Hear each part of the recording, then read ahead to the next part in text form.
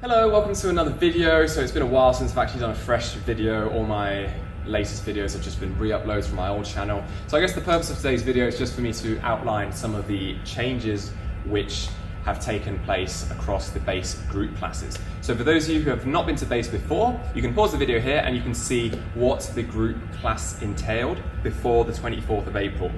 So I'm just going to outline a couple of the changes. The first and obvious change is introducing 7 and 9 minute stations. Now the purpose of this is it enables clients to have a little bit more time to execute the movement, to have a bit of a breather if they need to during the station. Whereas if it's 5-minute station, we're still having the 5-minute stations in our group class, we're not taking that out completely, but we find that sometimes, especially on the compound lifts, 5 minutes is too short amount of time. With 7 and 9 minutes, participants should be able to do at least 3, maybe even 4 rounds. And also from a coach's perspective, if we have a first timer in the class, it's going to be quite hard to coach them one-to-one during the group class and still have them to do 2 or 3 sets. There's simply not enough time for that. Not to mention all the fatigue on your body, and you want to take a bit of a breather. And first timers might not be confident with the lifts, so they might need a bit more time for explanation and understanding how the movements are carried out. With these changes, we're still keeping the entire group class around 55 minutes for base camp and 45 minutes for base X. Therefore, we cannot possibly have 5 stations of 7 or 9 minutes, otherwise the group class can be way too long. So what we've done to address this issue is we've decided on a 7-minute day, you're going to exclude 1 station from your workout, and that's going to be the 1 station before the one you start off at. For example, if I'm starting off with a run, if it's a 7-minute day, I'm not going to be doing strength 3.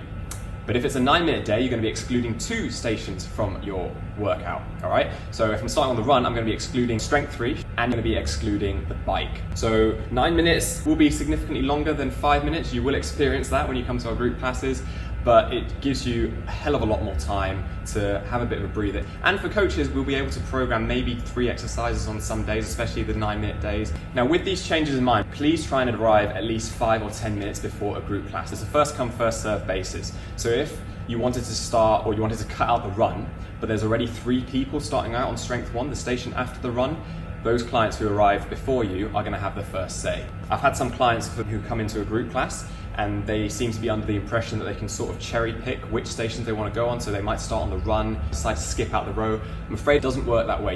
You're still going to follow the same format, you're going to go around the room clockwise, but the station that you're going to exclude from your program has to be the one before the one you start off at. So it's not a case of halfway through the workout, you're finishing the row station, and then you think, I don't really fancy the bike, or that's the one I'd like to skip. Please decide which station you'd like to exclude before you start the workout, ideally before you arrive at base. So have that in mind, which one you like to exclude from your program, just to enable the class to run as smoothly as possible. Some other changes is that base camp, previous format would have been 2 minutes rest in between each station. That's going to be changed, so it's going to be 1 minute and 30 seconds, just like base X and build. It's going to be consistent across all group classes, so slightly shorter rest times just to keep it consistent. And previously the works never used baseline. I guess that was the limitation of the works. However, that's now changed. The works will be introducing baseline. This will be used for the finisher. So after 3 rounds of 7 or 9 stations, everyone's going to have a chance to try and get a new personal best of some sort. You can decide whether you start on the running machine, row, or the bike. Also might be a little AMRAP finisher that some coaches decide to add in there. Another change is that base burn is no longer going to be continuing. The reason for this is because I think some coaches have experienced that the numbers are consistently low. It is our cardio class, so it's mainly cardio focused. I guess a lot of people come into a gym, to a fitness studio like base, to do a fair bit of strength training. Some people might feel they can do cardio in their own time.